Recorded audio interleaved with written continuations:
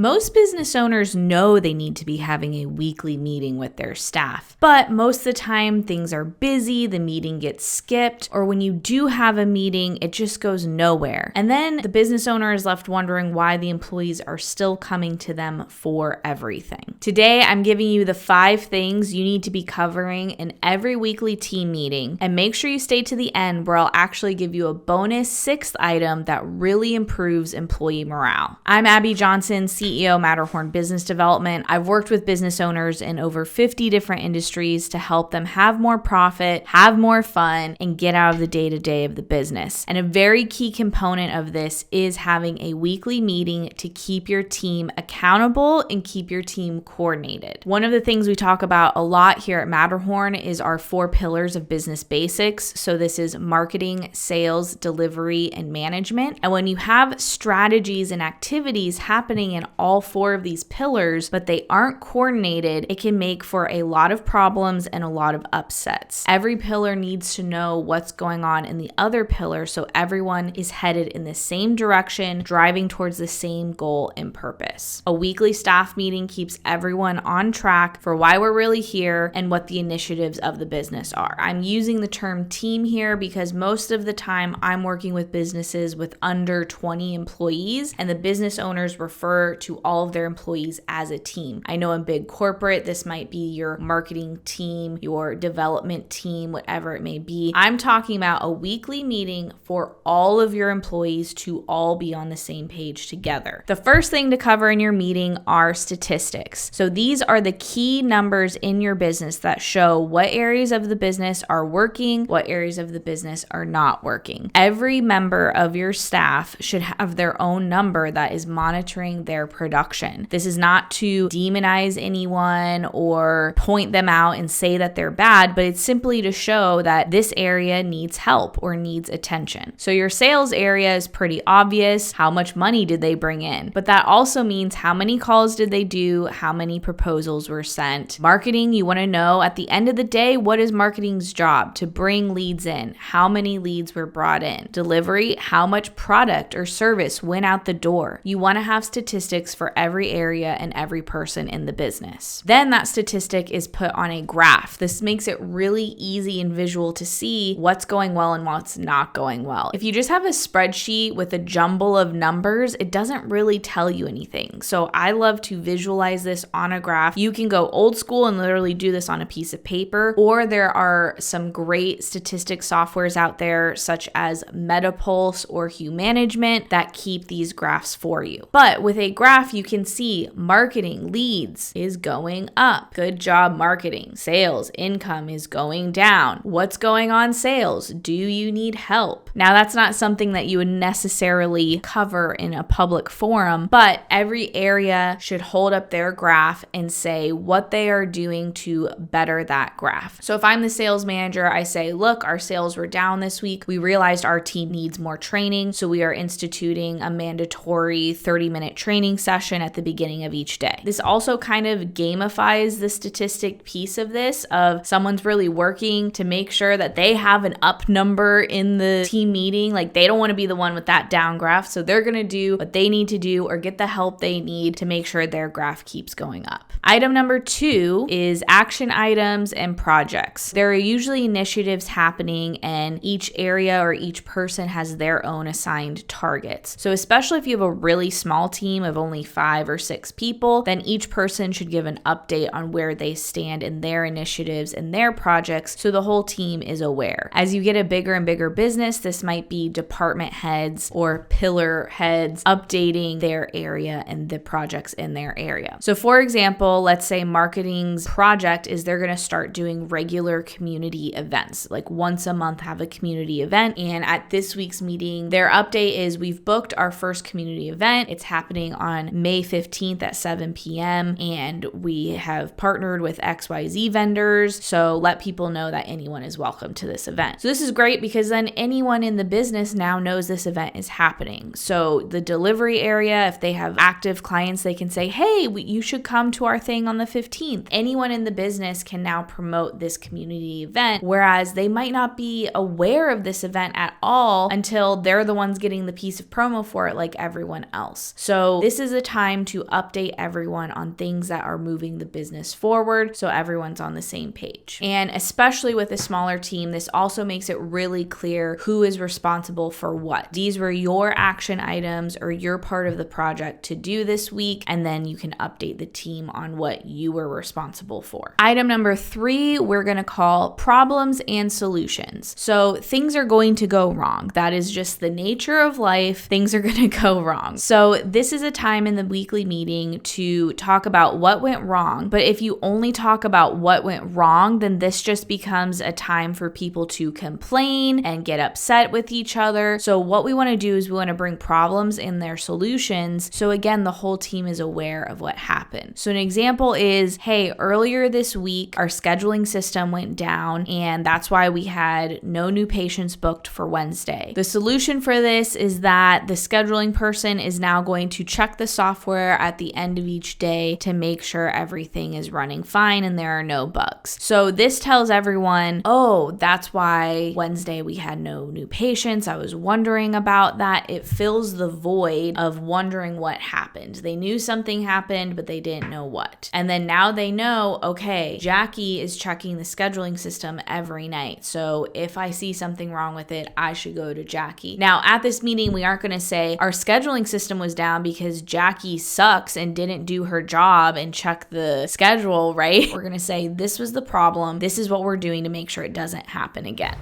Hey, really quick, if you're a business owner and you're looking to improve your operations and increase your profit, the first step is to download our free cash map below. This will show you exactly where your money is going, where it should be, and identify the true profit gaps in your business. Click the link below to download it now.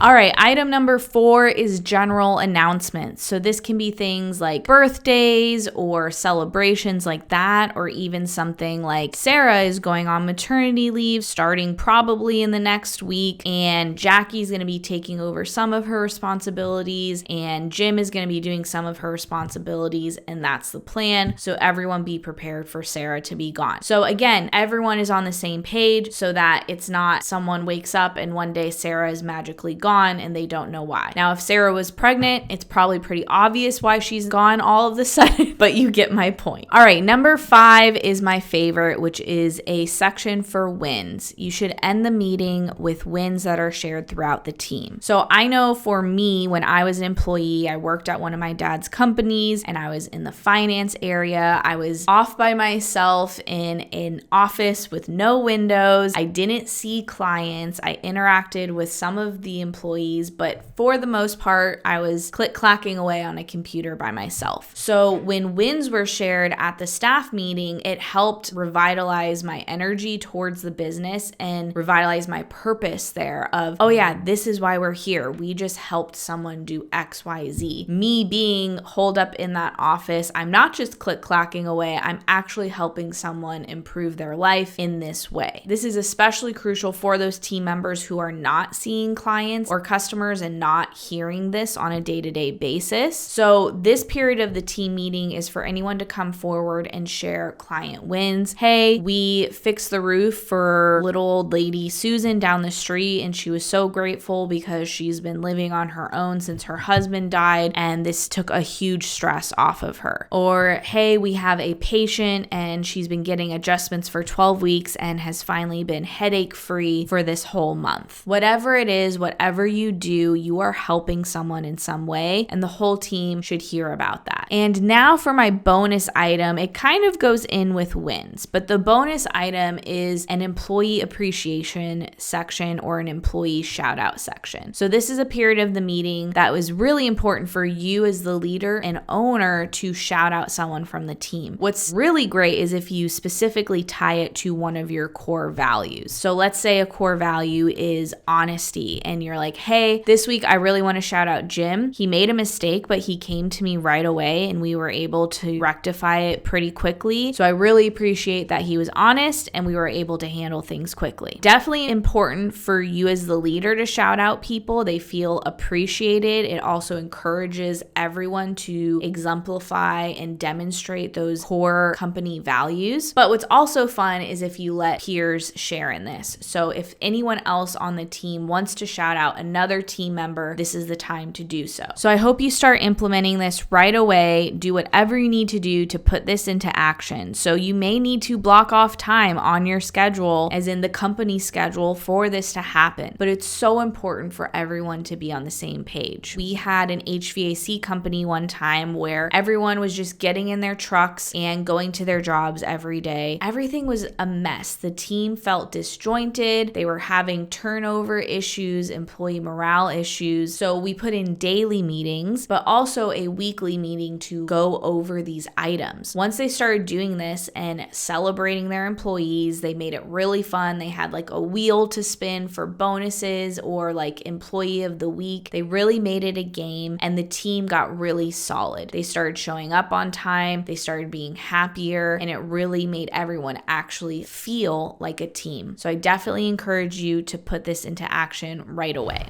If you want to have smoother operations, be able to improve employee morale through great bonus plans, you must have profit. The first step to finding out what's happening with your profit is downloading our free cash map below. This is going to identify the profit gaps and show you where you stand now versus where you should be. So click below and download our free cash map today.